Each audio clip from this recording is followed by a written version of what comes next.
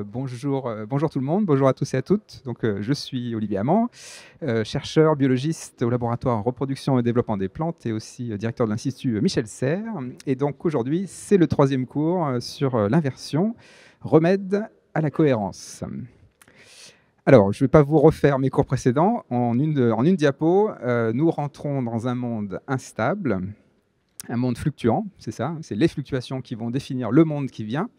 Et bien souvent, en fait, on maintient un système économique qui est hérité du monde stable et donc qui était orthogonal au monde qui vient. Donc notre économie, notre système économique est à l'envers par rapport au monde qui vient. Alors, un exemple d'inversion, il y en a plein, hein, je ne vais pas vous refaire la liste. Un exemple d'inversion, donc ça veut dire que dans un monde en inversion, un monde en basculement, il faut inverser les recettes. Donc là, je vous donne juste un exemple. Les villes, pendant des centaines d'années, ce qu'on a fait, c'est évacuer l'eau. On a évité les inondations dans les villes. Donc là, c'est le vieux Lyon, vous voyez, un système qui évacue l'eau. Et ben, dans un monde qui fait l'expérience des sécheresses à répétition, on va inverser et on va faire des villes éponges. C'est l'inverse. On va stocker l'eau. Ça, c'est juste un exemple, hein. Il y en a plein d'autres. Alors, je vous renvoie sur le côté urbain, puisque nous sommes à l'École urbaine de Lyon, au blog de Sylvain Grisot, dixit.net, qui est très fourni là-dessus et qui a beaucoup de ressources sur cette inversion urbaine. Alors, ce qui m'intéresse un peu aujourd'hui, c'est les freins à l'aversion. Pourquoi on n'inverse pas de façon proactive? Alors, il y a plusieurs raisons, et certaines raisons que j'ai déjà évoquées dans mes cours précédents. Si on est dans une situation privilégiée, on n'a absolument aucune raison d'inverser. Pourquoi changerait-on notre système s'il nous est favorable? L'accès à l'éducation, évidemment, si on ne sait pas que le monde va devenir fluctuant, si on n'a pas cet accès à l'éducation, c'est plus dur de se projeter dans ce monde fluctuant. Troisième raison, c'est les récits. Il faut que ça nous touche. On ne change pas si ça ne touche pas aux émotions. La sphère intellectuelle, mnésique, ce n'est pas la seule qui permet de transformer. Il faut transformer par les émotions, donc il faut des récits.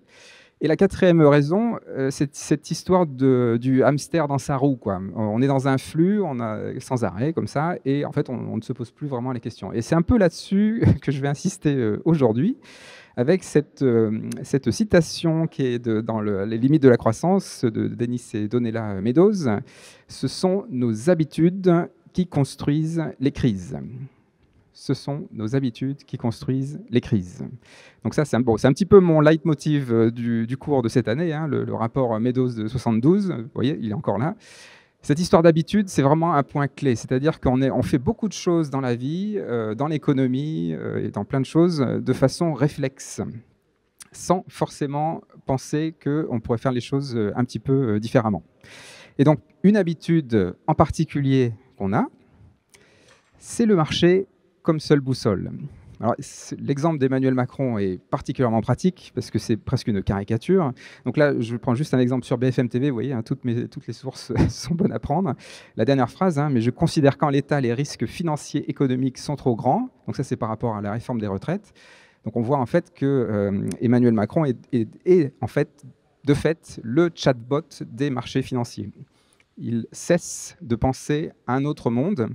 Ce qui est assez incroyable, hein, s'il faut penser qu'un monde à plus 3 degrés, il n'y a plus de mondialisation, il n'y a plus de banque et il n'y a plus d'assurance.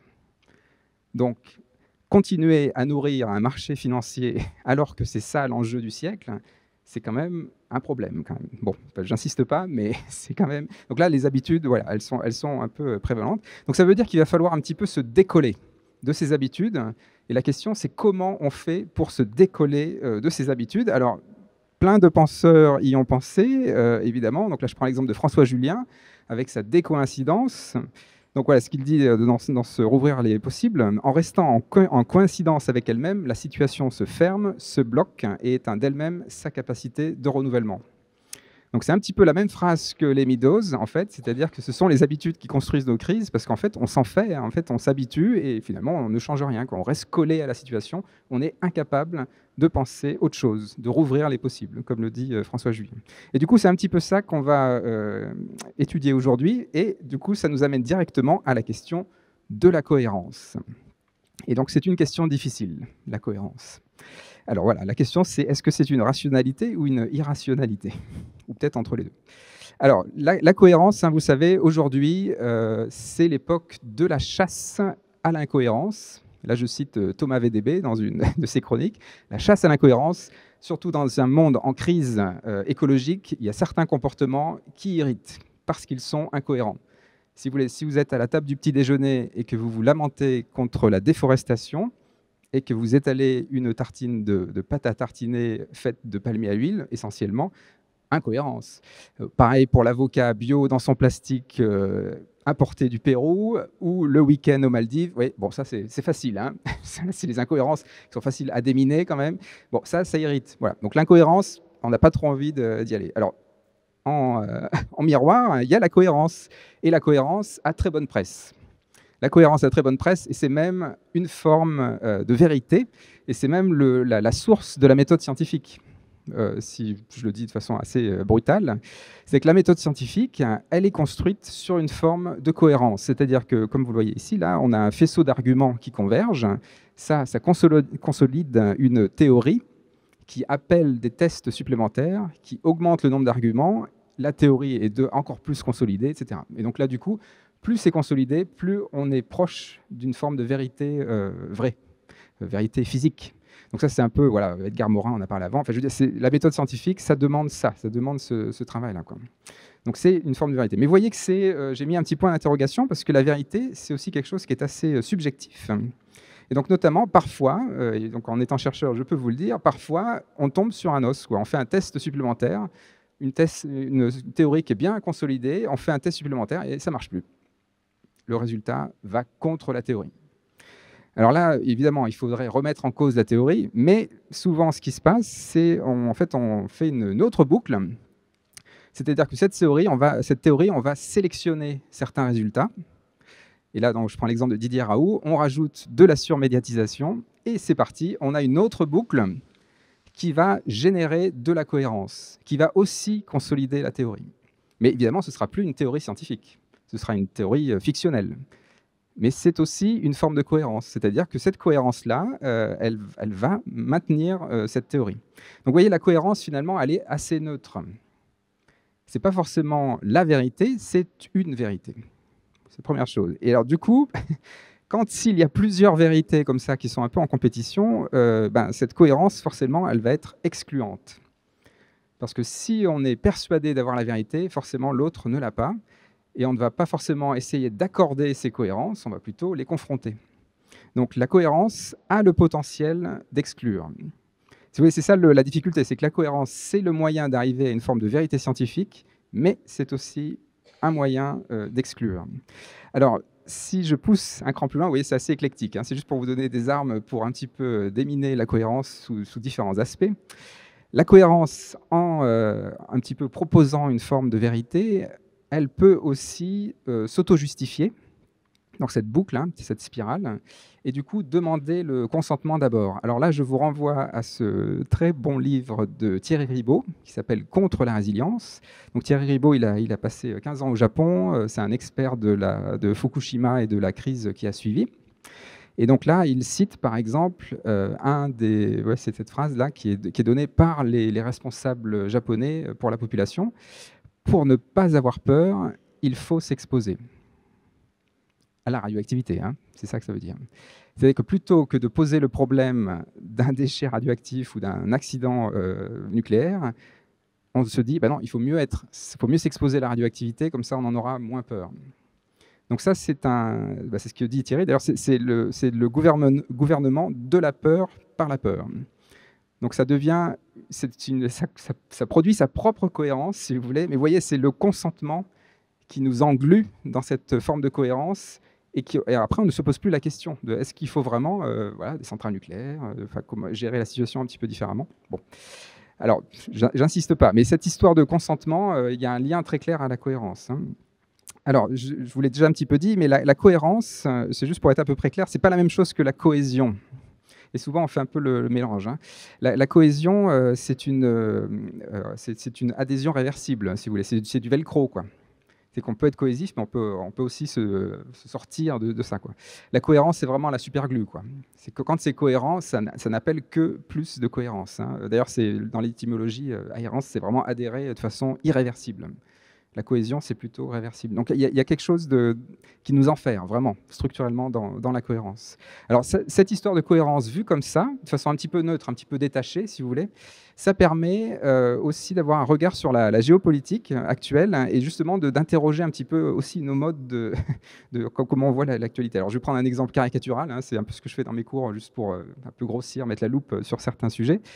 La cohérence, voilà, pour éclairer la géopolitique. Donc là, si je fais un résumé historique, alors il y a Pierre dans la salle, donc je vais faire attention quand même. Mais il y a dans l'historique, on va dire, de la Russie, pour le dire, aux fédérations de Russie. Donc Staline, qu'est-ce qu'il voulait faire? Il voulait créer une superpuissance anti-occidentale en détruisant l'état de droit. C'était ça, finalement. Voilà, je ne vous fais pas tout le récit, mais il y a un peu ça au cœur. Gorbatchev, perestroïka, c'est l'inverse. Il inverse. Il veut créer une puissance occidentale par l'état de droit. Et maintenant, Poutine, qu'est-ce que fait Poutine? Créer une superpuissance anti-occidentale en détruisant l'état de droit. Donc c'est exactement la même chose que Staline. Mais ce qui m'intéresse là, c'est que quand les Occidentaux s'offusquent que Poutine détruit l'état de droit, ils oublient que c'est sa cohérence. Ça fait partie du programme de Poutine, de détruire l'état de droit. C'est un ingrédient de sa cohérence. Donc il ne faut pas forcément s'offusquer que Poutine détruise l'état de droit, c'est complètement cohérent avec sa stratégie de faire une superpuissance anti-occidentale. Donc la cohérence, vous voyez, c'est quand même assez neutre, hein, c'est un objet qui peut aller des deux côtés, quoi. Alors la cohérence, je vais pousser le bouchon encore plus loin, la cohérence, c'est quelque chose qui peut être toxique. Et donc ça se résume avec cette phrase-là, c'est-à-dire que l'adéquation peut entraîner l'addiction. Mais ça rejoint un petit peu l'idée de la cohérence gluante, quoi. C'est-à-dire qu'en fait, la cohérence appelle toujours plus de cohérence, et du coup, au bout d'un moment, on devient addict à cette théorie, à cette vérité, quoi. Alors l'exemple caricatural, de nouveau, c'est la dérive sectaire. La dérive sectaire, c'est le produit de la cohérence. C'est jusqu'à se tuer, se suicider, pour être en phase avec la vérité d'une secte. C'est de la cohérence qui va jusqu'au bout, si vous voulez. Donc là, voilà, l'exemple en 78, j'insiste pas. Et donc, en fait, là, au début, je vous ai dit, la cohérence, c'est la méthode scientifique, c'est ça qui permet de créer une forme de vérité objective. Mais vous voyez, il y a aussi tout ça. Alors, du coup, on peut même aller jusqu'au bout, c'est-à-dire que la cohérence peut créer une forme d'ignorance. Donc dans la dérive sectaire, c'est l'exemple typique, quoi. C'est que là, on part carrément dans une vérité alternative complètement démente. Et donc c'est évidemment repris par beaucoup d'auteurs. Hein. Donc Daniel Pénac, par exemple, dans Monsieur Malocène, ça c'est dans un procès. Donc c'est une citation. Ce qu'ils veulent, ce n'est pas la vérité, voyez-vous, c'est la cohérence. La cohérence est plus attractive que la vérité. Ou qu'une vérité, du coup. Mais oui, il y a un petit peu cette tension, disons, entre vérité et cohérence. Alors, le paradoxe ultime, c'est que la cohérence peut construire l'incohérence.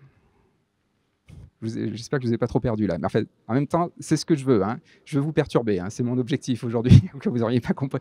C'est de vous perturber. Alors, la cohérence peut construire l'incohérence. Et donc là, je prends un exemple, un de mes documentaires favoris, Disneyland, mon vieux pays natal, de Arnaud Despalières. Donc, en fait, Arnaud Despalières, qu'est-ce qu'il fait là? Il réinvente le film d'horreur. Hein.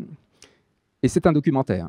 Donc, en fait, il prend des petites séquences réelles, hein, du monde réel, à Disneyland. Et ce sont des séquences qui font vraiment froid dans le dos d'un monde capitaliste complètement fou, quoi.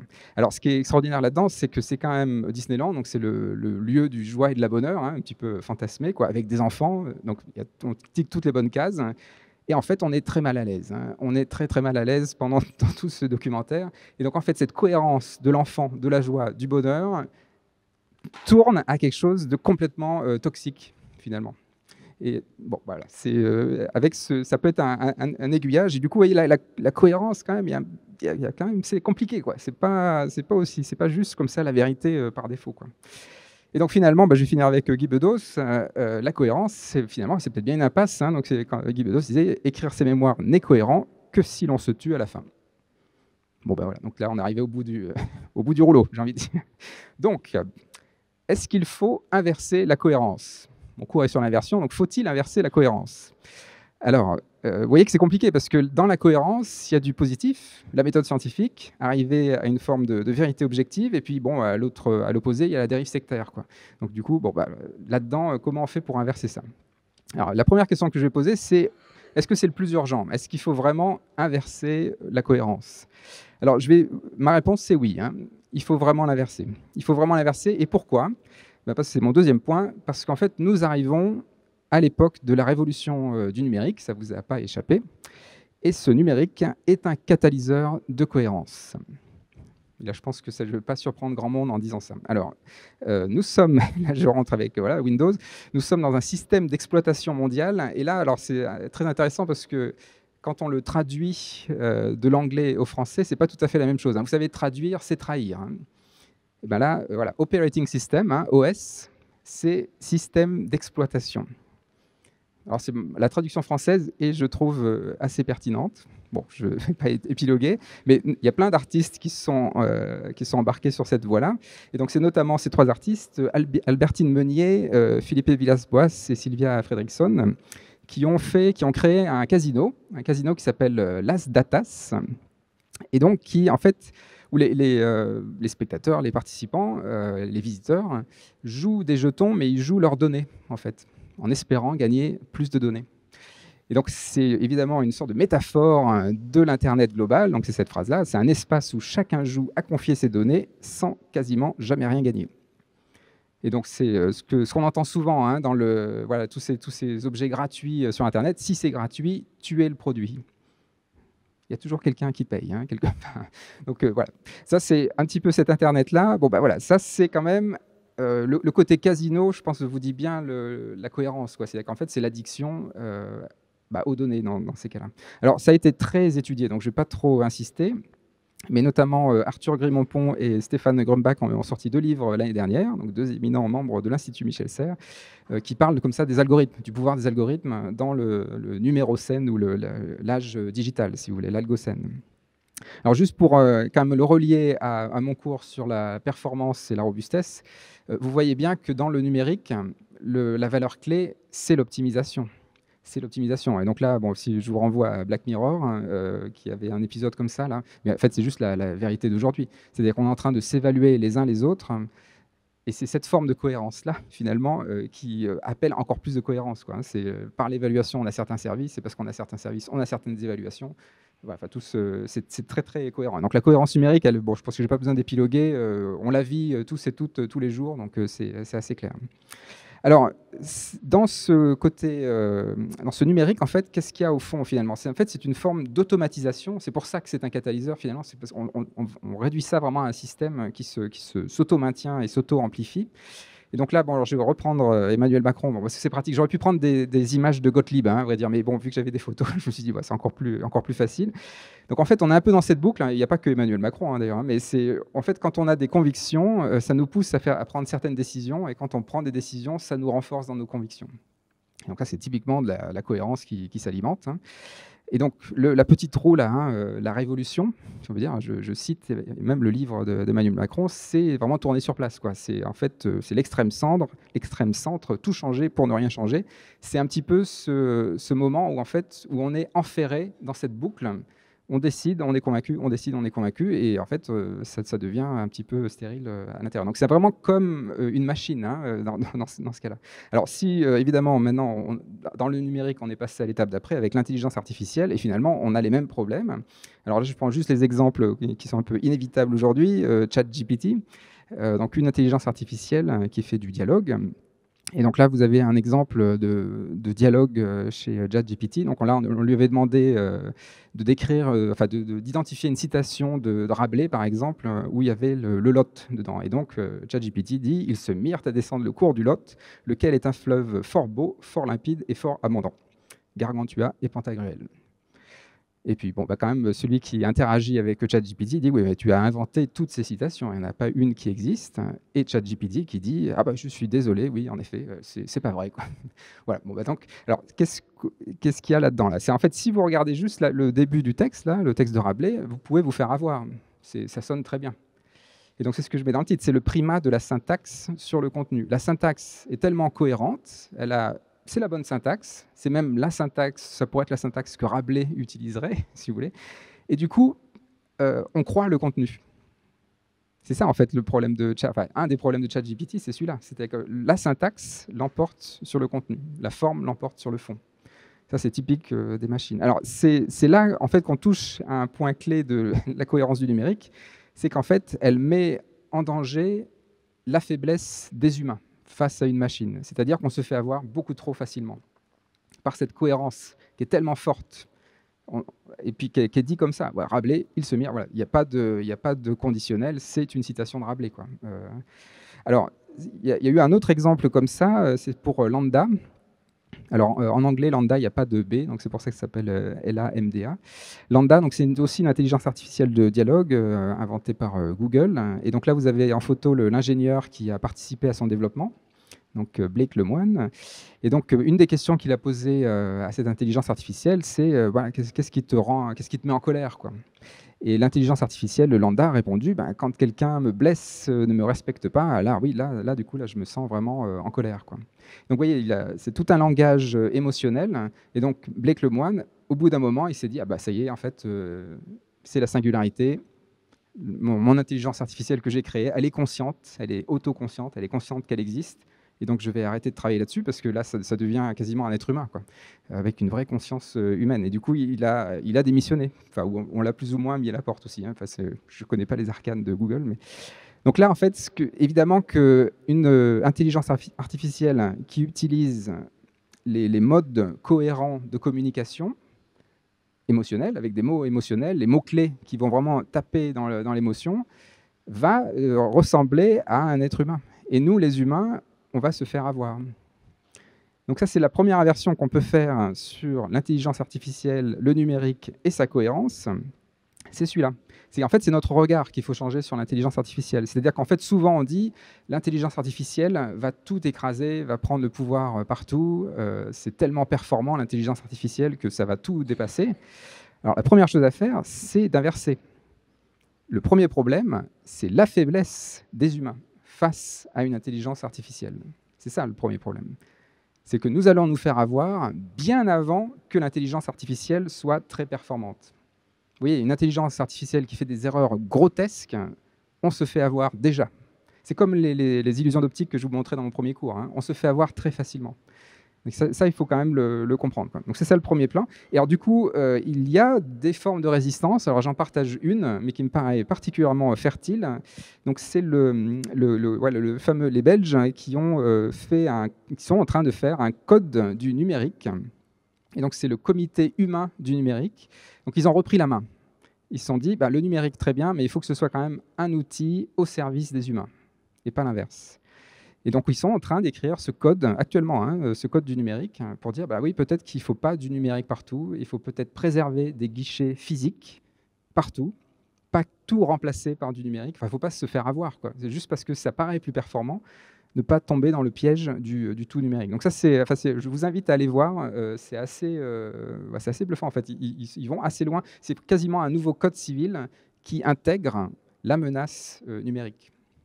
Mais sans l'exclure, hein, c'est juste mettre le numérique à sa place. Et donc ça me paraît assez important. Ok, donc ça c'est pour le numérique, mais ça ne répond pas complètement à ma question, faut-il inverser la cohérence? Donc je vais revenir à ma cohérence, parce que cette cohérence-là, qui donc devient très prévalente, et aidée par le numérique, hein, comment on fait? Est-ce qu'il faut l'inverser, quoi? Alors souvent, ce qu'on fait, en fait, c'est que plutôt que d'interroger la cohérence, en fait, on évite l'incohérence. C'est ça qu'on fait, en fait. L'incohérence a mauvaise presse. On fait la chasse à l'incohérence, donc la cohérence en miroir a bonne presse. Donc du coup, est-ce qu'il faut continuer à éviter l'incohérence? Moi, je vous propose d'inverser ça et plutôt de faire de l'incohérence un objet scientifique. C'est-à-dire, au lieu de l'éviter, on va la regarder. On va regarder ce que c'est que l'incohérence. Est-ce qu'il y a des vertus à tirer de l'incohérence? Est-ce que c'est un facteur qui peut nous aider dans un monde fluctuant? Alors, si je pose la question, vous imaginez bien que la réponse n'est pas non. Je vais le dire comme ça. Alors, je vais commencer avec la biologie, c'est juste pour avoir bon, je suis biologiste aussi, mais c'est juste pour avoir un récit qui soit facilement appréhendable. L'incohérence en biologie.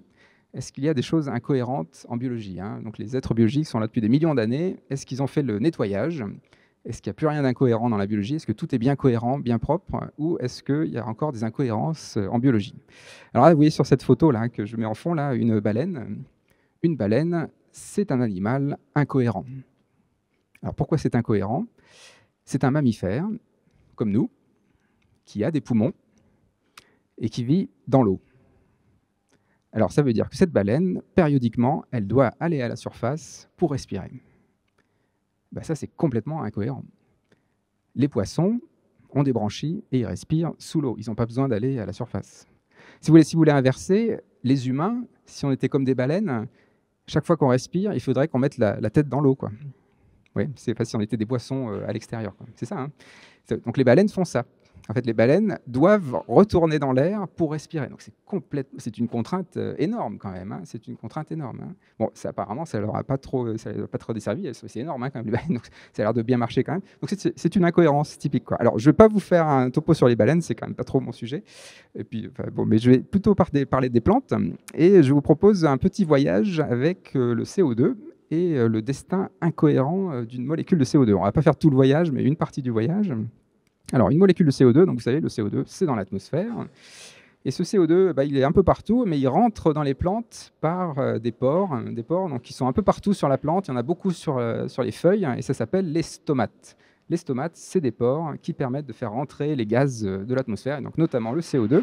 Et donc là, d'ailleurs, vous voyez, il y en a beaucoup, hein. Donc, vous voyez, il y a quelques cellules, là, et puis tous les petits, vous les voyez, hein, on les voit là. Donc c'est des petits pores, et il y en a beaucoup, donc il y a aussi une forme de redondance, hein. Bon, je ne reviens pas sur mes histoires de sous-optimalité. Donc voilà, beaucoup de pores qui permettent de faire rentrer le CO2.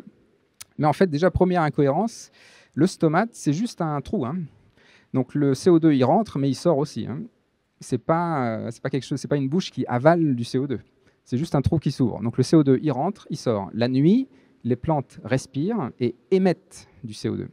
Le jour, elles font plutôt de la photosynthèse. Enfin, elles respirent aussi, mais elles font beaucoup de photosynthèse. Donc du coup, elles acceptent plus de CO2. Donc en fait, c'est juste un pore ouvert, hein. Donc c'est un pore qui est incohérent. Vous voyez, c'est une porte battante, quoi. Voilà. Alors, je vais vous montrer un petit film qui vous montre un petit peu comment ça marche, un stomate. Alors, vous voyez, c'est assez impressionnant. Voilà, c'est tout simple, hein, donc là, le stomate s'ouvre, il se ferme, et puis il va se rouvrir. C'est toujours un petit peu lent, voilà, c'est un petit peu en accéléré en plus, hein. Vous voyez, donc voilà, ça ressemble presque à un petit film d'horreur, à vrai dire. Mais bon, voilà, donc c'est une porte qui s'ouvre et qui se ferme. Comment ça marche, ce truc-là, là? Comment le stomate arrive à s'ouvrir et se fermer? Et ben, en fait, vous pouvez presque le voir ici. En fait, vous voyez, en fait, c'est des cellules qui se gonflent et qui se dégonflent. C'est des ballons, en fait, hein. C'est un peu des cellules ballons qui se gonflent et qui se dégonflent. Mais là où il y a une incohérence, et donc ça a été très bien démontré. Donc il y a des vidéos que vous pouvez trouver sur YouTube, mais bon, c'est très très bien démontré dans la littérature. Un stomate, il s'ouvre quand les cellules se gonflent.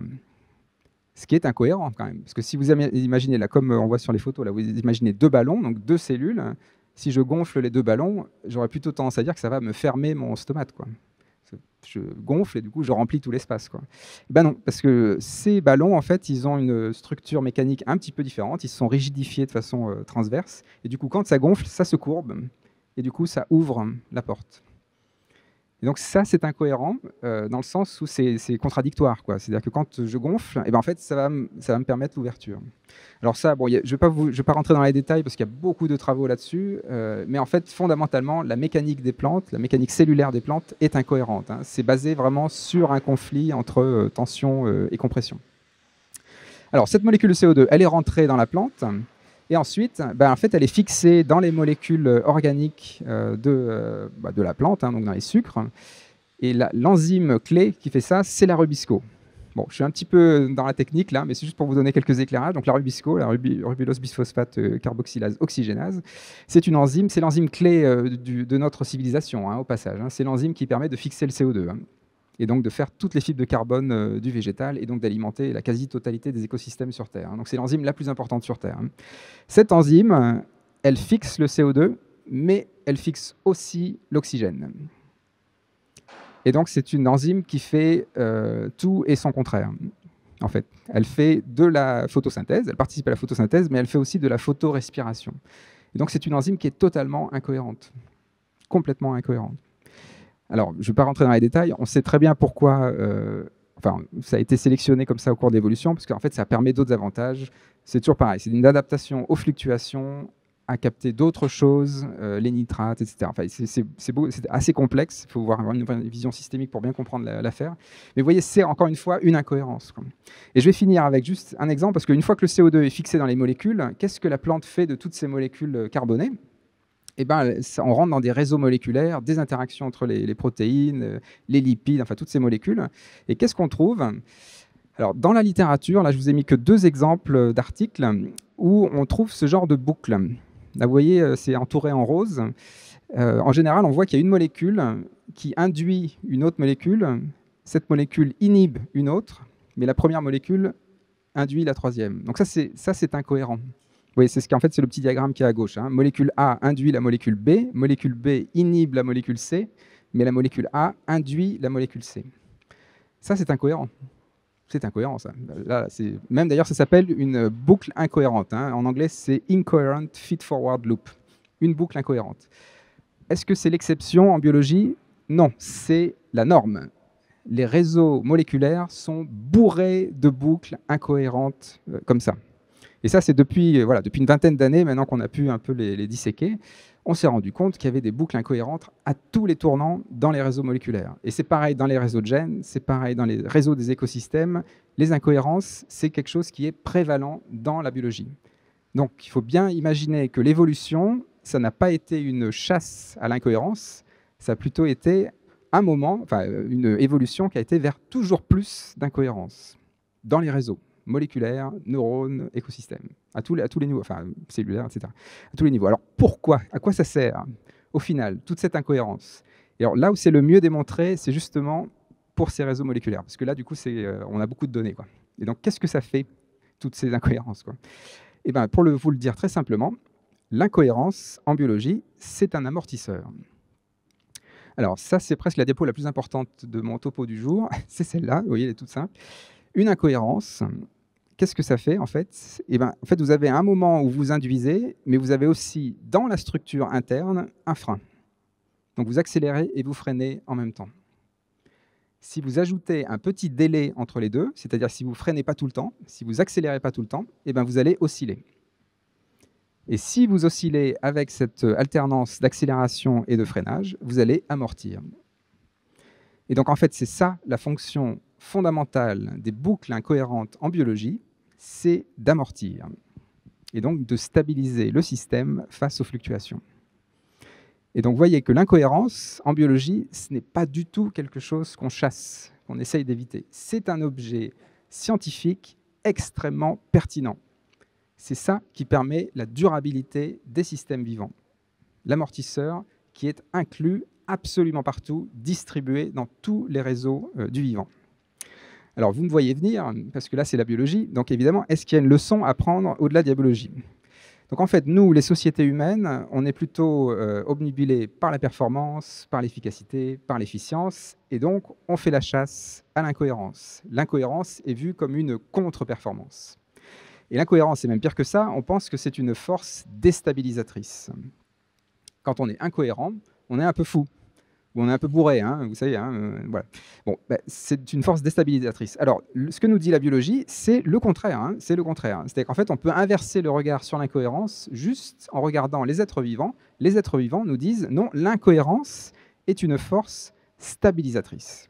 Ou en tout cas, une part d'incohérence est une force stabilisatrice. Donc ça, c'est mon premier point. Pour un petit peu réhabiliter l'incohérence, en tout cas une part d'incohérence, pour stabiliser les systèmes biologiques. Et donc, vous voyez, plusieurs fois, j'ai dit le mot système. Et donc, on va aller un cran plus loin, parce qu'il va falloir affronter le mot système, l'incohérence dans la pensée systémique. Alors là, je vais rentrer dans une partie un tout petit peu plus théorique. Bon, c'était déjà un petit peu technique en biologie, mais l'idée force, c'est celle-là, hein, force stabilisatrice. On va rentrer dans la pensée un peu plus systémique, parce que évidemment que c'est pertinent d'aller dans la biologie des systèmes, et donc au-delà, juste dans les systèmes, pour comprendre ce rôle de l'incohérence. Alors, je commence avec ce petit schéma-là. Là, vous voyez, en fait, ce que je dis dans le titre, c'est la pensée pseudo-systémique. C'est celle qui domine actuellement. Donc là, un système, c'est quoi? C'est des éléments qui interagissent les uns avec les autres. Donc c'est le petit schéma à gauche, là, par exemple. Donc vous avez des flèches d'interaction et vous avez des éléments qui interagissent. Donc une fourmilière, c'est un système, une société, c'est un système, les cellules de votre corps, c'est un système, enfin voilà, il y a plein de systèmes. Des éléments qui interagissent, c'est tout, hein, c'est juste ça, un système. Hein. Alors la pensée pseudo-systémique, c'est de dire je vais changer le système en changeant les taux, en augmentant les flux, en faisant grandir certains éléments, en réduisant certains éléments. Mais je garde le même réseau d'interaction. Ça, c'est la pensée pseudo-systémique. On ne joue que sur les éléments, on ne joue pas sur les interactions. Alors un exemple de pseudo-système, eh ben, le pseudo-système typique, c'est justement le système économique mondial. Si vous regardez bien, année après année, on a les flux des pays vers les autres, mais on ne change pas les interactions. Il y a toujours, en tout cas, ça ne va pas très vite, quoi. Donc la Chine est toujours dominante pour l'exportation, etc. Enfin, on a des flèches qui sont à peu près toujours les mêmes, quoi. Mais par contre, les flèches sont d'une année sur l'autre, sont plus ou moins grosses, sont plus ou moins épaisses. Et donc ça veut dire qu'on change le système, mais on ne change pas la structure du système. On ne fait que changer les éléments, quoi, leur taux d'échange, etc. Mais on ne change pas le système, on ne change pas les interactions. C'est les mêmes interactions. Alors, pour passer du pseudo-système au système, en tout cas la pensée pseudo-systémique à la pensée systémique, il faut faire un effort supplémentaire d'acculturation scientifique. Il faut aller un petit peu plus dans la science. Et alors, c'est là où on voit le problème. C'est-à-dire que là, en fait, quand on voit le monde comme ça, en fait, on voit le monde comme une grande balance commerciale. Et donc ça c'est vraiment de la pensée pseudo-systémique. C'est-à-dire qu'on ne sort pas de ce cadre de la balance commerciale, alors qu'on pourrait penser des tas d'autres systèmes. Hein. Alors un exemple typique, c'est, vraiment le gouvernement en prend pour son grade aujourd'hui, mais Gabriel Attal, qui avait dit sur France Inter, quand on lui avait posé la question est-ce qu'il faut interdire les vols de jets privés, il avait répondu imposer aux jets privés de voler au biocarburant. Et il l'avait dit avec conviction. Hein. Alors, je ne vais pas épiloguer, c'est quand même très embarrassant. Enfin, c'est très embarrassant pour lui, mais c'est aussi très embarrassant pour tout le cercle qui le conseille autour. Hein. Donc, ils ont vraiment une pensée complètement à côté de la plaque par rapport au monde qui vient. Alors, je vais juste quand même donner une réponse à Gabriel Attal en utilisant son langage de balance commerciale. Donc là, vous avez le retour sur investissement énergétique de différentes formes de carburant. Et vous voyez que l'éthanol de la biomasse, donc les biocarburants, ce qui est en rouge, hein, les biocarburants, le retour sur investissement est équivalent aux tar sands, donc ça c'est les sables bitumineux du Canada, où il faut à peu près autant d'énergie pour les extraire que l'énergie qu'ils produisent. C'est quasi nul, hein, c'est quasi nul. Donc faire voler des jets privés aux biocarburants, juste à cause de ça. Il y a plein d'autres raisons qui font que c'est complètement débile, mais bon. Voilà. Alors là, on voit bien qu'il y a quand même un problème de culture scientifique, quand même. Hein, et donc, pas seulement sur cette personne-là, mais sur tout le cercle qu'il y a autour. Donc, ça pose question. Et du coup, ça veut dire qu'il va falloir aussi décloisonner cette économie et un petit peu sortir, avoir une pensée un peu plus systémique. Alors, une personne, il y en a plein d'autres, mais une personne en particulier mérite un petit éclairage. C'est Nicolas Georgescu-Roegen. C'est le penseur, enfin un des premiers penseurs de la bioéconomie et aussi de la décroissance, d'ailleurs, un Roumain, et qui a écrit « La thermodynamique et la biologie sont les flambeaux indispensables pour éclairer le processus économique. La thermodynamique, parce qu'elle nous démontre que les ressources naturelles s'épuisent irrévocablement. La biologie, parce qu'elle nous révèle la vraie nature du processus économique. » Donc la prochaine fois que vous rencontrez un économiste, demandez-lui si il ou elle a des connaissances en thermodynamique ou en biologie. Peut-être que ça pourrait être utile. Mais c'est une façon de sortir du silo économique, si vous voulez. C'est en fait la thermodynamique, la biologie, je ne vais pas le redire, c'est deux aspects qui sont vraiment fondamentaux pour comprendre notre économie. Mais si on prend du recul, si on sort de la cohérence du marché financier. Quoi. Alors du coup, cette inversion, qu'est-ce que ça donne ? Si on sort un petit peu du pseudo-systémique vers le systémique, ça veut dire qu'il va falloir sortir de cette fiction de l'abondance matérielle. Ça, je l'ai déjà dit. Donc là, je prends juste une photo d'activistes qui en fait, se baladent avec des pancartes qui disent « Buy more stuff », donc acheter plus de choses, quoi. Le Black Friday, quoi. Le jour du Black Friday. Donc je trouve que c'est assez pas mal, parce que ça ringardise quand même pas mal le consumérisme, qui devient de plus en plus ringard, quand même, mais bon, voilà, autant acter. Donc ça, c'est l'abondance matérielle. Et donc on l'inverse comment, ça ? Évidemment, en utilisant l'hétérogénéité des interactions. Je l'ai déjà dit plusieurs fois dans ce cours. C'est ça, la vraie inversion. Hein. On passe de l'abondance matérielle à l'abondance des interactions. C'est comme ça qu'on va gérer la pénurie et un monde fluctuant. Et du coup, ces interactions, ça veut dire que là, on passe de la pensée pseudo-systémique à la pensée systémique. On va moins se focaliser sur les éléments, on va plutôt s'intéresser aux interactions. Et donc, c'est de nouveau ce que disent les Meadows dans les limites de la croissance. Faire fonctionner le même système avec plus d'intensité ou de vitesse ne changera rien à la trajectoire tant que la structure du système ne sera pas modifiée. C'est la structure du système qu'il faut modifier. Ce n'est pas le système. Il ne faut pas changer le système, il faut changer la structure du système. Changer la structure du système, ça veut dire changer les interactions.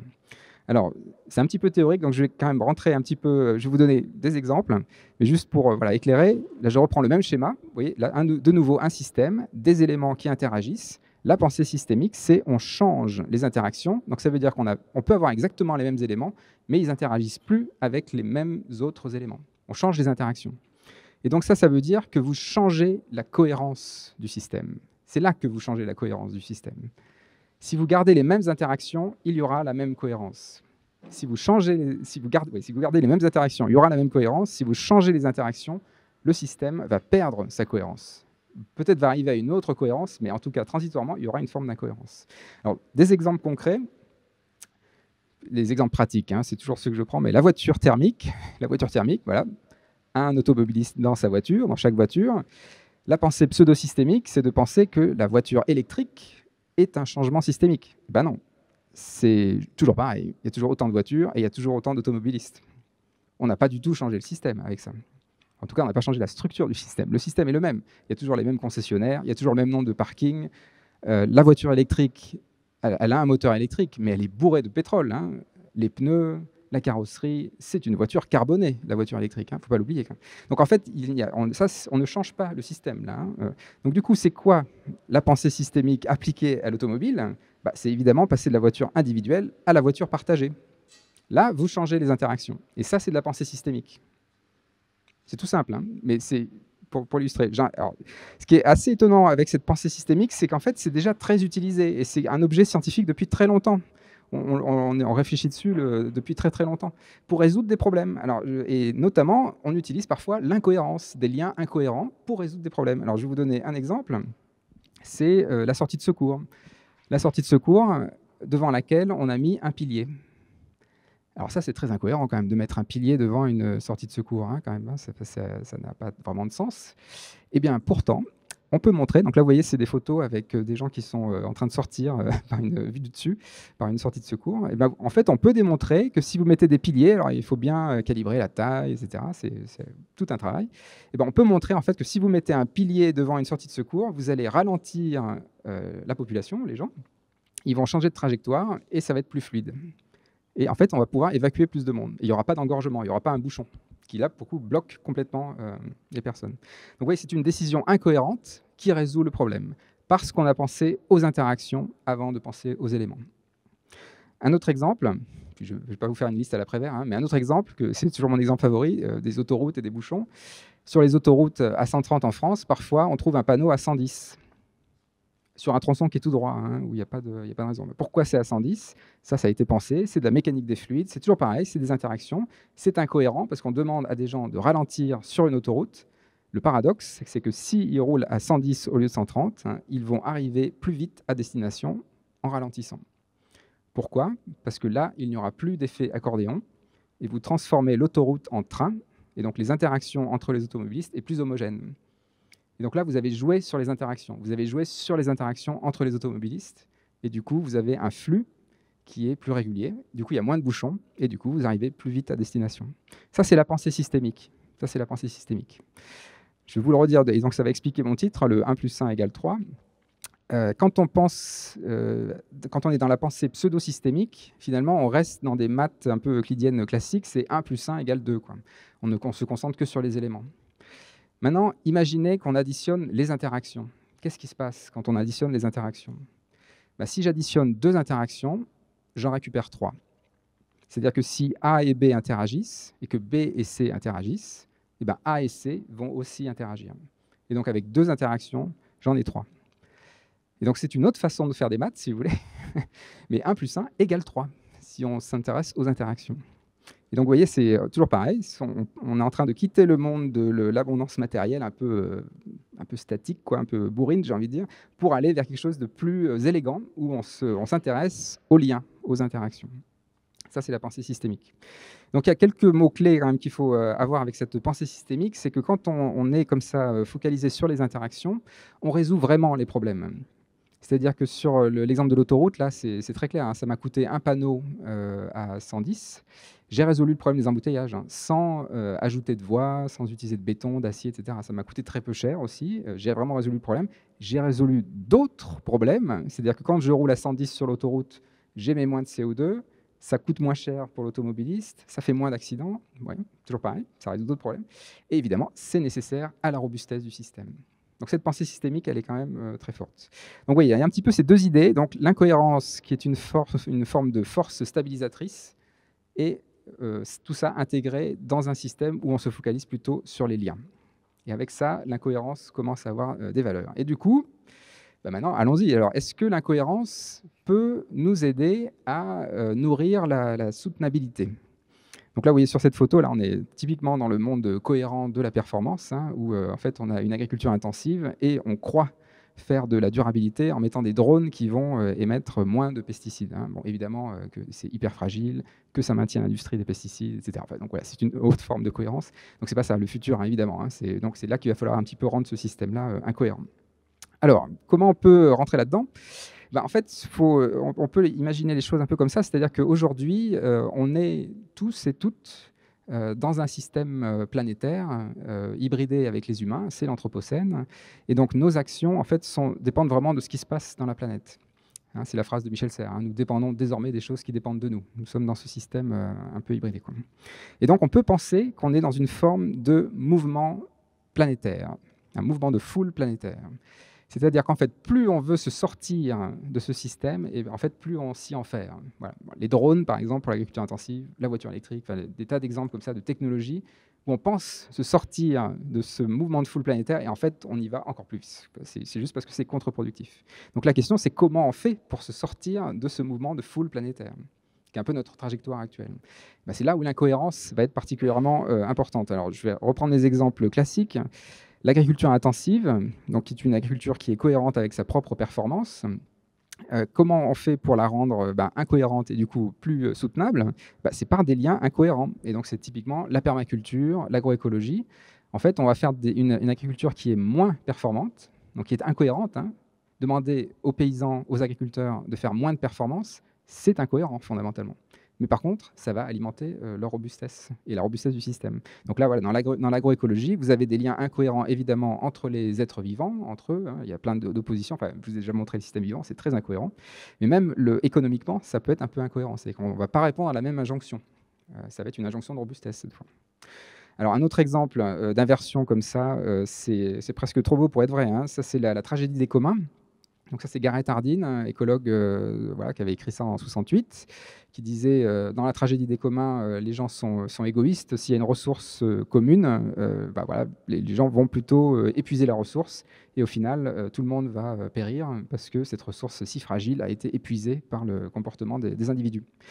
Ça, c'était une vision en 68, hein, vous imaginez bien, voilà, ça a bien pris après dans le monde néolibéral. Alors en fait, c'est faux, hein. Enfin, c'est pas que c'est faux, c'est que c'est partiellement vrai. C'est que ça existe, mais ce n'est pas forcément dominant. C'est à nous de choisir de faire commun. Et quand on fait commun, on va plutôt suivre les principes d'Elinor Ostrom, qui a étudié, j'en ai déjà parlé, des communs. Donc ça peut être des parcelles de haute montagne, mais ça peut être aussi des aquifères, parce que ce que vous voulez, donc des communs qui sont gérés de façon commune, où on fait commun autour de la ressource. Et dans ces communs, il n'y a pas épuisement de la ressource pendant des siècles, en traversant les famines, les épidémies, les guerres. Donc, c'est vraiment une question de perception, de représentation du monde. On peut avoir des communs qui restent. Et en fait, quand on regarde les principes d'Elinor Ostrom, il y a beaucoup d'incohérences, hein. Par exemple, mettre des sanctions faibles pour ceux qui fraudent. Ça, c'est incohérent. Mais il n'y a que comme ça qu'on maintient une ressource commune sur le long terme. Enfin, je vous renvoie à la gouvernance des communs pour avoir un peu le détail. Mais c'est typiquement, la gouvernance des communs, c'est 8 principes de gouvernance qui sont à peu près tous incohérents, mais qui permettent la durabilité, le maintien de la ressource commune. Bon, je vais un petit peu vite, mais c'est parce que c'est des choses que j'ai déjà abordées dans d'autres cours, mais voilà, je vous renvoie à Elinor Ostrom, qui est quand même un peu clé sur ces sujets-là. Alors, je voudrais quand même citer, avant de passer un petit peu à autre chose. Robert Ulanovitz, parce que j'en ai pas parlé dans mes cours, alors que c'est quand même une personne clé, parce qu'en fait, on se rejoint beaucoup sur le constat, enfin, ou je le rejoins plutôt. Lui, c'est un écologue, hein, et qui a en fait identifié ce trade-off, cet équilibre, hein, qu'il y a entre résilience et efficacité. Hein, et ça, il a déjà publié pas mal là-dessus. Alors, c'était dans les écosystèmes. Moi, ce que je vous raconte, c'est plutôt basé sur de la biologie moléculaire et cellulaire, sur les réseaux, sur l'approche systémique. Mais finalement, c'est un petit peu la même idée. C'est-à-dire qu'il y a vraiment cette opposition. On ne peut pas être très performant et très robuste. C'est pas possible. Et donc, il y a cette zone-là où en fait, on peut être un peu robuste, un peu performant, et puis en fait, plus on est robuste, plus on baisse en performance. Enfin, voilà, il y a un équilibre à trouver. Et donc ça, c'est Robert Ulanovitz l'a montré pour les écosystèmes, et donc maintenant, depuis une vingtaine d'années, on l'a démontré aussi pour les systèmes moléculaires. Donc c'est vraiment une règle universelle dans le vivant, et donc c'est pour ça que pour moi, c'est quelque chose d'important pour éclairer le processus social, quoi. Alors, si je résume, je vais peut-être un petit peu simplifier parce que je suis allé un peu loin dans l'approche systémique. Je vais juste vous dire en deux mots, là, hein, un peu une idée phare. C'est-à-dire qu'en fait, cette incohérence-là, donc on trouve dans les réseaux du vivant, donc voilà, toujours pareil, A, B, C, avec une inhibition en plein milieu, hein, donc qui rend le système incohérent. C'est un amortisseur, c'est pensé comme un amortisseur. Cet amortisseur, il induit de la robustesse, permet d'aplatir les fluctuations.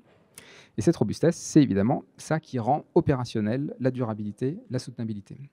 Et donc vous voyez que l'incohérence est un ingrédient essentiel de la soutenabilité. Ce qui n'est pas immédiatement, pour nos cerveaux humains, c'est un peu difficile. Il faut un petit peu se faire des nœuds aux neurones, hein, quand même. Mais c'est par l'incohérence qu'on se décolle d'une situation et qu'en fait, finalement, on fait des choses qui sont amorties, qui respectent le vivant et qui annulent comme ça les fluctuations. Alors, cette approche systémique, il y a quand même des critiques. On peut faire des critiques parce que là, je vous ai beaucoup parlé de système en disant il faut voir le monde comme un système. Alors, il y a des limites. Donc, il ne faut pas les négliger. Sommes-nous vraiment des systèmes? Alors, il y a notamment, on voit beaucoup ce dessin sur l'approche systémique en disant, les réponses à nos questions, souvent elles sont simples, mais elles sont fausses. Et les bonnes réponses, en fait, elles sont souvent complexes. Alors, ce dessin est quand même très condescendant. Bon, je peux pas. Mais donc il y a ce petit problème-là, c'est de dire oui, nous on a la vérité évidemment, c'est systémique, etc. Et donc c'est un petit peu ce qu'avait dit Pablo Jensen aussi à l'Institut Michel Serres et à la Fabrique des questions simples dans son livre Pourquoi la société ne se laisse pas mettre en équation, parce qu'en fait les humains ne sont pas des équations, ne sont pas des objets mathématiques. On a des intentions, on a une histoire, on est capable de spéculer, donc c'est quand même un peu différent, quoi. Voilà, on n'est pas comme des atomes ou des molécules d'eau dans un nuage, quoi. C'est plus complexe. C'est plus complexe. Mais alors, moi, aujourd'hui, j'aimerais en fait un petit peu inverser ça aussi, parce qu'à force de dire qu'on n'est pas des systèmes, on refuse d'utiliser la pensée systémique pour résoudre des problèmes. C'est le problème inverse. C'est-à-dire qu'en fait, à force de refuser vraiment d'être des systèmes, de notre part d'humains, nous sommes en partie des systèmes. À force de refuser ça, en fait, on tombe dans le piège des éléments, quoi, et de plus penser interaction. Alors pourquoi? Parce qu'en fait, si vous voulez changer quelque chose, si vous voulez changer la structure du système, c'est par le système que ça va passer. C'est le levier le plus pertinent. C'est ça qui a le plus d'effet pour changer, pour transformer. C'est par les interactions, c'est pas par les éléments, c'est par les interactions. Il faut aussi, c'est d'autant plus pertinent de penser en système aujourd'hui parce que nous déléguons beaucoup de nos fonctions, de nos convictions au numérique. Le numérique, c'est un système, c'est un pur système. C'est vraiment, là, c'est nous qui l'avons construit, c'est de A à Z, c'est un système. Donc si on confie nos convictions à un système numérique, de plus en plus, on devient des systèmes nous-mêmes. Et puis c'est aussi une forme d'humilité. Parce que, ok, les humains, on n'est pas des systèmes, on a une forme de libre arbitre, d'intention, etc., mais on n'est pas non plus complètement libre. Il y a beaucoup de choses qu'on fait qui sont des contraintes du système extérieur. Donc voilà, c'est un peu pour un petit peu équilibrer les choses, quoi. Alors, je vais terminer avec une grande question. Comment éviter la guerre civile? C'est une grande question. Et alors, à quoi l'incohérence peut servir là-dedans? Donc, vous savez, éviter la guerre civile, c'est la première fonction du politique. C'est la première fonction du politique. Et le premier levier, c'est la redistribution. Je l'ai déjà dit dans mon cours précédent, mais c'est quand même ça, voilà, c'est en préliminaire. Mais alors, est-ce que l'incohérence là-dedans a un rôle? Est-ce que l'incohérence est un objet politique, un objet actionnable par le monde politique, justement avec cette histoire d'amortisseur, de robustesse et de durabilité? Et bien là, je reviens très loin au contrat social. Alors, c'est le jeu de paume, mais on peut aller plus loin. Le contrat social, est-ce qu'il y a des incohérences dans le contrat social? Donc, je vais un petit peu étudier le contrat social comme si c'était un être vivant. Est-ce qu'on trouve des boucles incohérentes dans le contrat social. Alors, je vais vous en lister quelques-unes. Il y en a beaucoup, en fait, hein. Il y en a énormément, à vrai dire. Alors, première chose, donc toutes mes diapos vont ressembler à celle-là. Quand on a des opinions, si on les publie instantanément sur Twitter, c'est toxique. Vous le savez bien. Donc, du coup, qu'est-ce qu'on fait? Eh ben, il faut un modérateur. Le modérateur, c'est la personne incohérente dans la boucle. Elle va freiner la publication des opinions. Et du coup, l'opinion qui est publiée, ben, elle est un peu plus maturée. Et du coup, elle est moins toxique pour la société. Mais par contre, c'est un frein à notre liberté individuelle. C'est incohérent. Il y a une incohérence fondamentale, c'est le modérateur. Une autre incohérence, eh ben, c'est dans la méthode scientifique. C'est-à-dire que quand on obtient des résultats scientifiques, eh ben, on ne les publie pas directement. On les envoie à nos pairs scientifiques qui font une évaluation du travail. Ça prend du temps, ça peut prendre beaucoup de temps, parfois plusieurs années. Mais une fois que c'est validé par les pairs, c'est publié. Et ce petit temps, ce délai, ce frein, en fait, permet d'avoir des résultats qui sont beaucoup plus proches d'une forme de vérité objective. En fait, ce que vous avez vu d'ailleurs dans la période de Covid, où ces freins ont sauté, et d'un seul coup, on a eu une science qui est devenue toxique. Alors, un autre exemple, c'est les décisions. Quand on a quand on veut prononcer une décision politique, on a une conviction, enfin une décision. Bah, si on va trop vite au vote, je ne vous fais pas un dessin, ce n'est pas très robuste. Peut-être que la population va manifester. Bon, peut-être. Donc, du coup, ce qui est beaucoup plus robuste, c'est de respecter la lenteur du système démocratique, représentatif. C'est un contre-pouvoir, donc le Parlement, les journalistes, et là, votre décision sera plus robuste. Et donc, c'est de nouveau une rétroaction négative dans le système. Voilà, c'est une incohérence, mais qui, en fait, au final, donne un résultat plus robuste. J'en ai encore deux. La liberté individuelle, c'est plus sur, par exemple, le diagnostic médical. Si vous allez plus vite pour le diagnostic médical, en fait, il faudrait plutôt faire sauter le secret médical. Comme ça, l'information transite très vite entre médecins, à la limite même pour les employeurs. Voilà, vous savez tout de suite à qui vous avez affaire. Ben non, là non, il ne faut surtout pas faire ça. Donc du coup, le secret médical a été inventé justement pour nourrir la robustesse sociale. Mais ça va un peu contre la médecine, c'est le secret médical. Il y a la même chose pour les journalistes, le secret des sources, c'est la même chose. Le secret des sources, c'est une forme d'incohérence, c'est-à-dire que j'ai de l'information, mais je ne dis pas d'où ça vient. Et donc, du coup, on ne peut pas vérifier exactement d'où ça vient. Il faut faire confiance aux journalistes, quoi. Donc, ouais, c'est quand même... voilà, tout ça, c'est incohérent. Et la dernière incohérence, j'en ai quand même pas mal, mais voilà, la dernière incohérence, c'est la coopération. Et finalement, c'est peut-être la plus importante, celle-là. C'est que dans la coopération, l'objectif commun l'emporte sur l'objectif individuel. Et donc, ça veut dire que, comme je le dis souvent, dans une coopération, parfois, on va aller contre son objectif individuel pour nourrir l'objectif commun. Ben, ça, c'est incohérent aussi avec soi-même, avec ses objectifs à soi, quoi. C'est qu'on va se tirer une balle dans le pied pour le bien de la communauté. Mais du coup, pour notre bien aussi, en retour, évidemment. Et c'est ça, la coopération. Alors, du coup, dans la société, donc là, vous voyez, il y a plein d'exemples, en fait. L'incohérence, on la manipule depuis des années, en fait. Ce qui va changer dans l'Anthropocène, c'est que maintenant, on va y associer les non-humains, mais finalement, on est prêt à ça. Donc, en fait, on l'utilise déjà, cette incohérence. Alors, du coup, si on ouvre un petit peu encore le spectre, ça va rejoindre un petit peu cette idée de performance contre-productive. Donc, c'est par exemple dans ce documentaire sur la police, donc la police qui... bon, alors c'est multifactoriel, mais donc une police qui devient plus violente, et qui devient plus performante et du coup plus violente, et donc c'est voilà, une forme de cohérence qui s'amplifie. Donc c'est quoi l'inversion d'une police performante via l'incohérence? Eh ben, c'est une police qui est moins performante mais qui rassemble. Donc, vous voyez, une police équestre, par exemple, elle est clairement moins performante. Les chevaux, ils ne vont pas faire, quand vous êtes à cheval, vous ne pouvez pas tout faire. Mais par contre, vous avez dû en rencontrer à Lyon, des policiers qui sont sur des chevaux. Il y a des interactions. Les citoyens vont parler aux policiers. Et donc, c'est aussi une façon de rapprocher police et citoyens. La police, quand même, c'est une police municipale. Police, ça veut dire c'est la ville.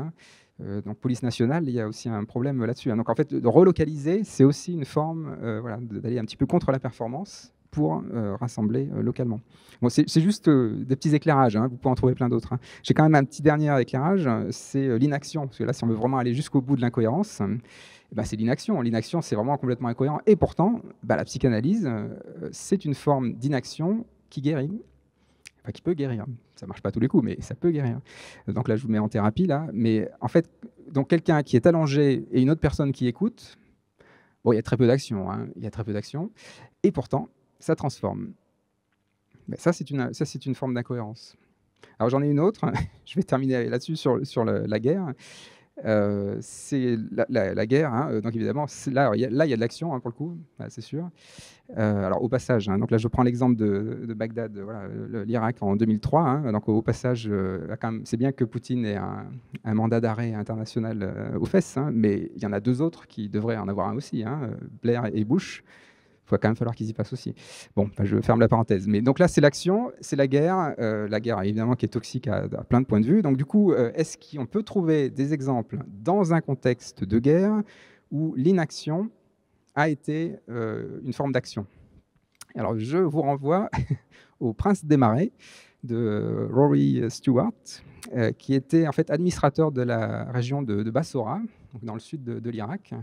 Donc les Anglais, quand ils ont été, donc c'était en 2003, hein, quand la guerre est terminée, ils commencent à administrer cette région-là de l'Irak. Et donc les Anglais, Rory Stewart, qui est l'administrateur, ils se démènent, hein, ils font plein de choses, ils interagissent beaucoup avec les citoyens, avec les tribus locales, etc. Qu'est-ce qui se passe? Ça alimente les conflits d'intérêts des uns et des autres, et quand il part, c'est une situation totalement explosive. Alors il y a un contre-exemple, c'est les Italiens.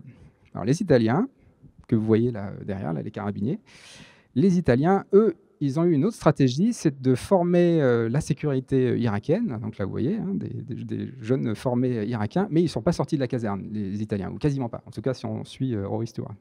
Donc les Italiens n'ont pas interagi avec la population locale, dans la région qu'ils administraient. Qu'est-ce qui s'est passé? La population irakienne s'est prise en main toute seule. Et quand les Italiens sont partis, cette région-là était beaucoup plus robuste d'un point de vue social, parce que les Irakiens s'étaient parlé entre eux. Et donc, ce qui est assez paradoxal dans cette histoire-là, c'est que vous mettez une caserne bourrée de militaires dans un endroit, les militaires ne sortent pas de leur caserne, et ça nourrit la paix. Voilà, c'est une décision incohérente, mais en tout cas une stratégie incohérente, mais qui a, dans ce cas-là, alors dans la durée, je ne sais pas si ça marche très longtemps, mais en tout cas là, ça a marché à court terme en tout cas. Ok, je vais conclure donc mon cours sur l'incohérence et l'inversion avec, n'hésitons pas, la Bible. Alors, la tour de Babel, parce que c'est un bel exemple de cohérence qui devient incohérente. Donc, vous savez, connaissez l'histoire, hein, de la tour de Babel, hein. On est à une époque un petit peu mythique où tous les humains parleraient ou parlaient la même langue. Et donc se disent, on va faire une grande ville, une grande tour, et comme ça on va pouvoir défier Dieu. Et donc évidemment Dieu se laisse pas faire, hein, voilà, l'hubris humain, il dit non, on va transformer ça, on va mettre plusieurs langues, brouiller le langage, quoi, et du coup la tour de Babel se termine pas, quoi. Voilà. Donc ça c'est une réponse biblique, hein, on utilise l'ingrédient de l'incohérence, hein, donc voilà, de l'hétérogénéité des langages, pour casser un petit peu cette volonté de domination. Donc ça c'est un petit peu l'injonction de cohérence qui construit l'addiction toxique. Mais du coup, avec cette histoire de tour de Babel, ça m'amène vraiment à l'architecture, parce que du coup il faut quand même proposer un contre-modèle. Donc c'est toujours mon contre-modèle de robustesse, hein, que je vais prendre. Et donc là, par exemple, des artistes, encore une fois, donc ça c'est Kenneth Snelson, qui fait des sculptures avec des barreaux et des fils. Et en fait, les barreaux sont en compression et les fils sont en tension. Et donc il y a un équilibre interne dans la structure qui fait que cette sculpture, on a l'impression qu'elle est en train de s'effondrer. Alors elle ne s'effondre pas, et en plus, elle résiste au vent, elle résiste aux turbulences extérieures. Ce qui fait sa résistance, qui fait qu'elle amortit les fluctuations extérieures, c'est l'incohérence de sa structure. C'est l'opposition permanente entre compression et tension. Donc ça a été pensé, c'est de la tenségrité, c'est comme ça que ça s'appelle. Opposition tension-compression fait que cette structure est incohérente vraiment fondamentalement, mais du coup elle résiste aux fluctuations. Et donc voilà, ça pourrait être l'autre tour de Babel, ce serait la tour de Babel du XXIe siècle, celle-là.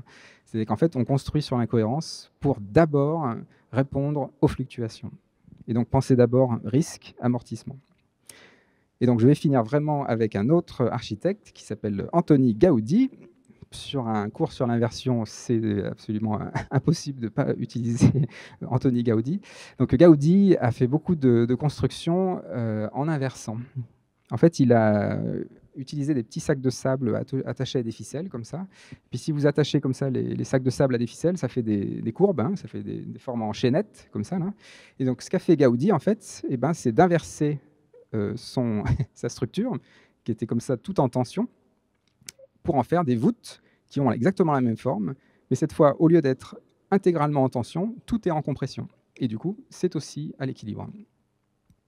Donc ce que nous dit Antoni Gaudí, c'est que ce qui est important dans l'architecture, dans le système, c'est l'équilibre.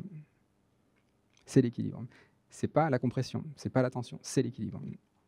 Et donc là, il y a un message. Quand je disais que les artistes sont là pour fabriquer des questions, ben voilà, Antoni Gaudí nous pose une bonne question, à mon avis. Alors, je vais vraiment conclure. Donc voilà, je vous l'ai déjà dit plusieurs fois, on est en train de basculer, c'est le basculement du siècle, et voire même d'une civilisation. On est en train de quitter le monde de l'abondance matérielle, où addiction et compétition dominaient, dans un monde fluctuant, en pénurie de ressources et instable. On va passer à l'abondance des interactions, où addiction devient adaptabilité, et où compétition devient coopération. Et nous n'aurons pas le choix. Je le redis, je le redis, nous n'aurons pas le choix. Alors, je termine vraiment. Alors, donc, qu'est-ce que je vous ai raconté dans tous mes cours là, sur l'inversion? Donc, le premier cours, c'est un petit peu le monde à l'envers, où on passe de l'addiction à l'adaptabilité, de la performance à la robustesse.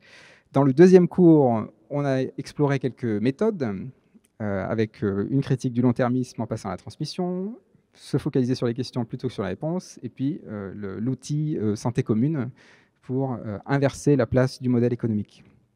Et ben aujourd'hui, en fait, il y a juste deux idées finalement. Ce que je vous ai dit aujourd'hui, c'est que l'incohérence, c'est potentiellement une force stabilisatrice qu'il ne faut pas éviter, il faut l'utiliser dans la pensée systémique. Et les liens sont les leviers de l'équilibre.